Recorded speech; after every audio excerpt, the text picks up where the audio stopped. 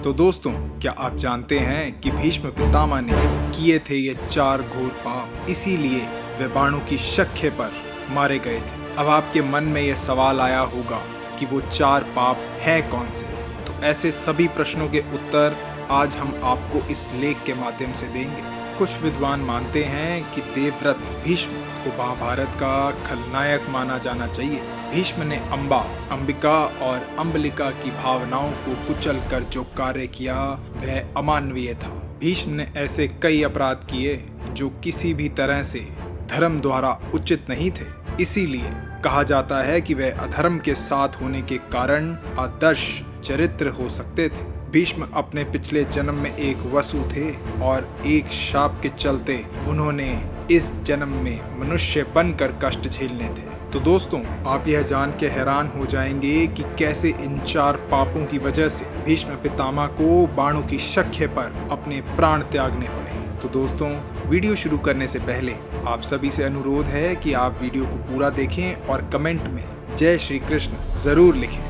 आइए जानते हैं। 8 वसु भाइयों में से एक दयु नामक वसु ने एक बार वशिष्ठ ऋषि की कामधेनु का हरण कर लिया था। इससे वशिष्ठ ऋषि ने दयु से कहा कि ऐसा काम तो मनुष्य करते हैं, इसीलिए तुम 8 वसु मनुष्य हो जाओगे। यह सुनकर वसु ने घबराकर वशिष्ठ जी की प्रार्थना की तो उन्होंने कहा कि अन्य वसु तो वर्ष का अंत होने पर मेरे श्राप से छुटकारा पा जाएंगे, लेकिन इस दयु को अपनी करनी का फल भोगने के लिए एक जन्म मनुष्य बनकर पीड़ा भोगनी होगी। यह दयु बाद में गंगा की कोख से देवव्रत के रूप में जन्मेंगे। यही देवव्रत आगे चलकर पितामह भीष्म कहलाएंगे। उन्होंने हस्तिनापुर की गद्दी पर कुरु वंश का शासन बरकरार रखने के लिए कई तरह के अपराध भी किए थे। पहला अपराध है, सत्यवती के कहने पर ही भीष्म ने काशी नरेश की 3 पुत्रियों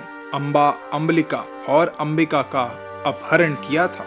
बाद में अंबा को छोड़कर सत्यवती के पुत्र विचित्रवीर्य से अम्बलिका और अंबिका का विवाह भी कर दिया था। दूसरा अपराध है, गंधारी और उनके पिता सुबल की इच्छा के विरुद्ध भीष्म ने धृतराष्ट्र का विवाह गंधारी से करवा दिया था।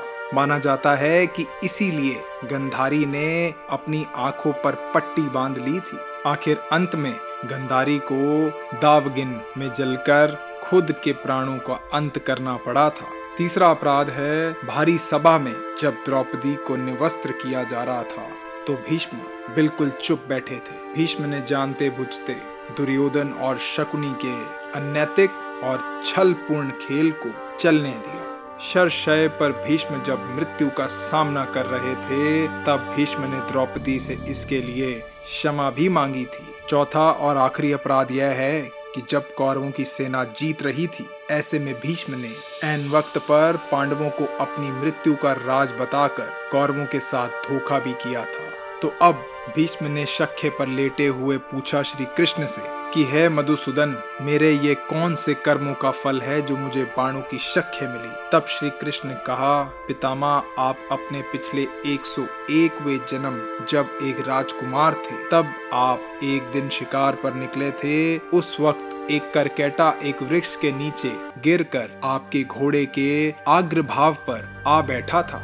भीष्म ने अपने बाण से उठाकर उसे पीठ के पीछे फेंक दिया। उस समय वह बेरिया के पेड़ पर जाकर गिरा और बेरिये के कांटे उसकी पीठ में धंस गए। करकेटा जितना निकलने की कोशिश करता उतना ही कांटे उसकी पीठ में चुभ जाते और इस प्रकार करकेटा 18 दिन जीवित रहा और यही ईश्वर से प्रार्थना करता रहा, हे युवराज, जिस तरह मैं तड़प तड़प कर मृत्यु को प्राप्त हो रहा हूँ, ठीक इसी प्रकार तुम भी हो ना।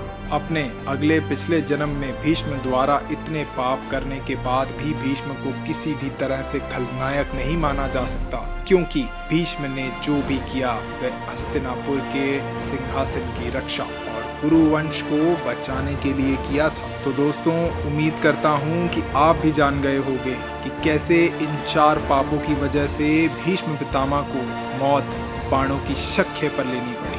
आशा करता हूँ आपको यह वीडियो पसंद आया होगा और आप इसके लिए क्या सोचते हैं नीचे दिए गए कमेंट बॉक्स में कमेंट करके ज़रूर बताएं। जय श्री कृष्ण। Thank you.